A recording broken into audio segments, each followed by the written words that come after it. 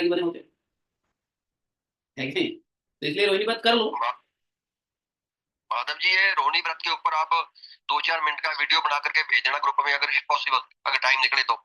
मैंने बनाया हुआ है ऑलरेडी, मैंने पीछे बनाया था, भेजूंगा आपको। पे जाओगे तो वहां पे है, आप बनाया हुआ है। फॉरवर्ड कर देंगे माता जी अपने ग्रुप में? लेकिन ये आप ग्रुप सीक्रेट, में फॉरवर्ड कर लेकिन देना। बहुत सीक्रेट बात है। आप लोग अपने तक रखो, ज्यादा लोग क्यों दे रहे हो? खाली पीली लोग कहेंगे यार ये क्या कर रहा है माधव कीर्तिदास, लोग रोहिणी व्रत जैन बना रहे हैं। देखिए महाराज, चाहे दिल्ली में आ जाओ, सही कह रहे, कहीं कहीं भी चले जाओ, साधु बन जाओ, महात्मा बन जाओ, पैसे के बिना कहीं काम नहीं चलता है। वही तो मैं बोला आपको। कुछ बन जाओ। लेकिन प्रॉब्लम क्या है हमारे यहाँ, प्रॉब्लम क्या है हमारे यहाँ, पैसे के पीछे भागेंगे भी, लेकिन पैसे कमाने वालों को गाली भी देंगे। हाँ, वो गृहस्थ, बात सब लगा है, मगर गृहस्थ पैसे के से, बिना कोई काम देखो चलता गृहस्थ है। से, गृहस्थों से, पैसे वालों से ही मंदिर का काम चलने वाला लेकिन पैसा लेने के बाद भी उसी गृहस्थ को, उसी बेचारे व्यापारी को डंडा भी करेंगे, गाली भी देंगे, है कि नहीं? क्यों? प्रभु जी 4 साल के बाद, 4 साल के बाद लोग कहेंगे जो प्रभु जी के ग्रुप में है सारे अमीर हो गए हैं प्रभु जी। देखो अमीर गरीब तो ऐसा है, मैं बता रहा हूँ कि ये व्रत करने के बाद ये मत सोचना कि हमें ही फायदा हो जाएगा, आपको भी फायदा हो सकता है, लेकिन आपके आने वाले जनरेशन पे बहुत फायदा होता है। मैंने कहा ना, दादी नानी जो करती है ना बच्चों पे पड़ा है।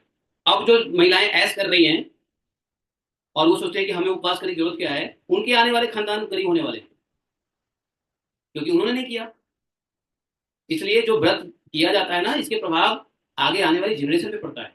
तो आप पे, आप, आपको फायदा हो ना हो, आने वाले जनरेशन में पड़ेगा।